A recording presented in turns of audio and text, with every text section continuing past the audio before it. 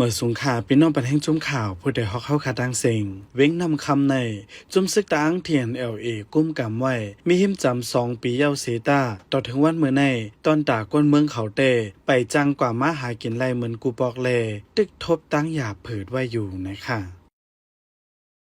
ลองอยากเปิดอันนี้มีตั้งหลำค่ะเนาะทุกวันก็ไม่ขึ้นจ้องลองหาเงินบ้องก็ง่ายค่ะกูบอกฟรีสังขายสังก็เขาว่ามันตึกได้จินเล่งต้องกายยะแม่ฟรีสังก็ซุ้มสังข้าวก็นำแม่กินไข่ดีค่ะอันการนี้โคต้นดาที่ถึงลูกมือเจถึงน้ำซ้ำไหนก็ง่ายค่ะกิ๊กเจก็ทำจนเงินนำนั่นเลยนอกเหลือการหากินเล่งต้องอำป้อเป็นการเย้าแต่ได้สั่งซื้อโคของลูกเว้งหมูเจมาถึงเว้งนำคำกวยก่อมีเก็กหลานอำย้อม8 ตีมังตีย้อนเงินเลเฮ็ดเฮอกวนเมืองเขาอำเคยต่อต่างโคกุ่นเย้าหน่อยค่ะจำตั้งอันเข้าไรป่านนำในตีมีแกหลานนั้น2 ตีเกลอยอันเก็บเงินตีกากุนจะในก็ซ้ำตีมีแทงอยู่2-3 ตีนั่นก็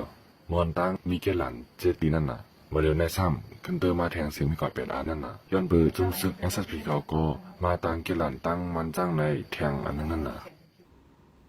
เมื่อหนังกวนเมืองเจออยู่เศร้าไว้เนเว้งเขาก็ป้อเตเปิดห้านกล้าขายในจึงยังติไรปันขอนตีจมยิบกองกลางเขา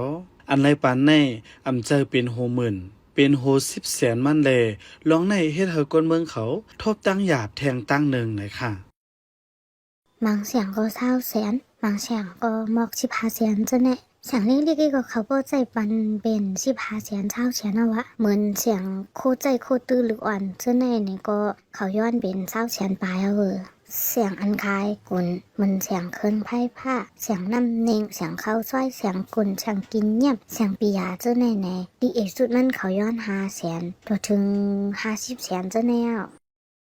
กวนเมืองปืนตีเขาเต้อ่อนมุงมองหนังฮือตีจังสืบคีมีเจอหากินเลี่ยงต้องรายง่ายลมกว่ามื้อนานั่นเขาเฮอภูมิปุนพรเขาลดหย่อนปานการเก็บขอนเจ้าในป้าหน่อยค่ะ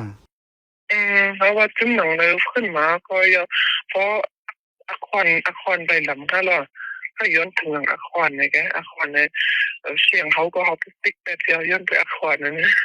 ย้ายก็ทำนะแม่เผอฟรีเสียงก็หัดเป็นบทก็เลยย้อนอคอนเพราะคนมันอีดงเขาก็